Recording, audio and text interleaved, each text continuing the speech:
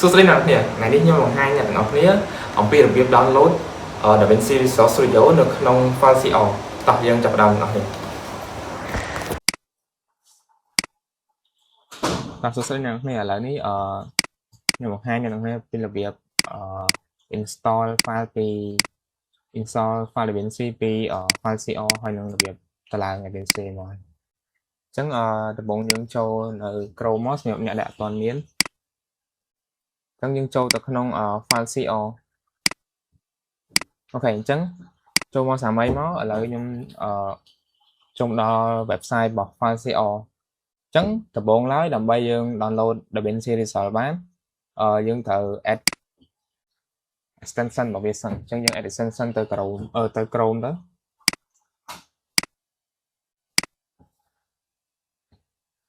អូខេតមកទៀតយើងបាច់ sign in នៅកន្លែងនេះយើងចាំដល់វាដំណើរការហើយយើង allow permission វាទៅអូខេវាជាប់ extension ហើយអញ្ចឹងយើងចូលមកកន្លែង DaVinci របស់យើងគឺយើង search ឈ្មោះមកយើងដាក់តែ DaVinci មកវាចេញហើយអូខេអញ្ចឹង DaVinci ទាំងអស់មាន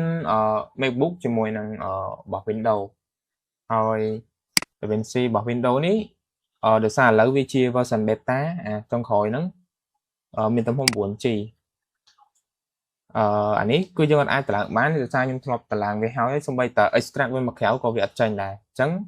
ដើម្បី download វាបានគឺយើងត្រូវ download ដល់ version ចាស់របស់វាគឺ version 20.3.2 គឺ version ហ្នឹងដែលយើងអាចប្រើបានណាអញ្ចឹងអូខេយើងចុចអូខេអញ្ចឹងយើងចូល file របស់ DaVinci Resolve មកប៉ុន្តែដំបូងឡើយយើងត្រូវមុននឹងចូលវាគឺត្រូវបិទ Windows Defender សិនអញ្ចឹងយើងចូលទៅក្នុង setting ចូល privacy security មកហើយយក Windows virus protection យើងយកពាក្យ protection setting ក្នុង virus ហ្នឹងមកយើងមកយើងបិទអស់មកអូខេអញ្ចឹងយើងចូលទៅ extract file មួយទៀតជា file install របស់ DaVinci Resolve អញ្ចឹងយើង extract វា here មក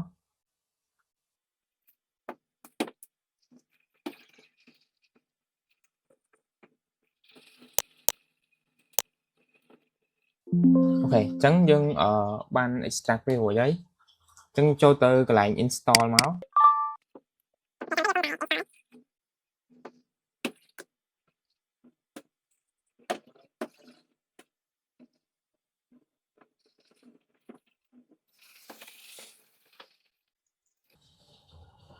អូខេអញ្ចឹងមកដល់កន្លែងនេះយើងចុច text វាទាំងអស់មកដើម្បីបាន effect បានច្រើនមានន័យថាយើងអាចលេងវាបានច្រើននៅក្នុងហ្នឹងអញ្ចឹងយើងចុច install មកអូខេអញ្ចឹងយើងចុច next ហើយ agree មិនមកចុច agree វា next តទៀតអញ្ចឹងសម្រាប់កន្លែង location របស់វាគឺយើងវានឹង default របស់យើងទៅដាក់នៅក្នុង drive C របស់យើងអញ្ចឹងយើងបាច់តាម spare ក៏បានដែរយើងចុចតែ next មកហើយ install ទៅចូលហើយអញ្ចឹងយើងមក extract file នេះបន្តទៀតមកអូខេអញ្ចឹងអាហ្នឹងជា file manager របស់វា set up manager អ្នក driver manager អញ្ចឹងនៅពេលដែលនេះ install ហើយគឺយើងទៅ set up វាមួយទៀតហើយបើយើងបើក patch មកគឺវាចូលហើយមានថាយើងអាច crack បាន successful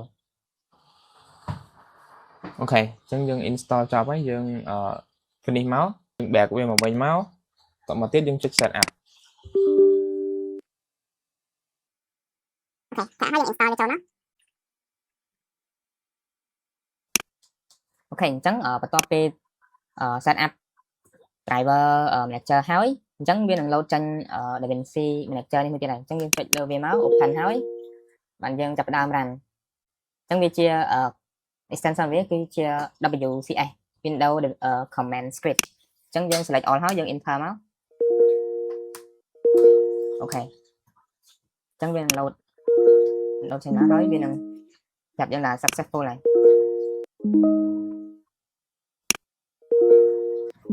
អូខេ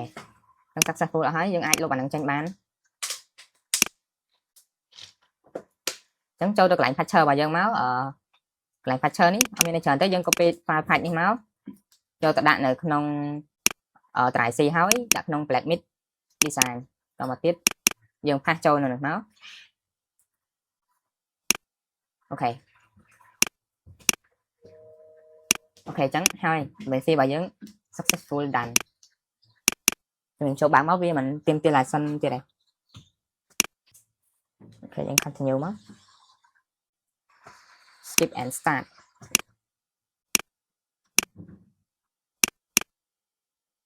ok chẳng dân là lâu rồi mồi nó ok chẳng dân ai thợ ba này mình si và dân ai thợ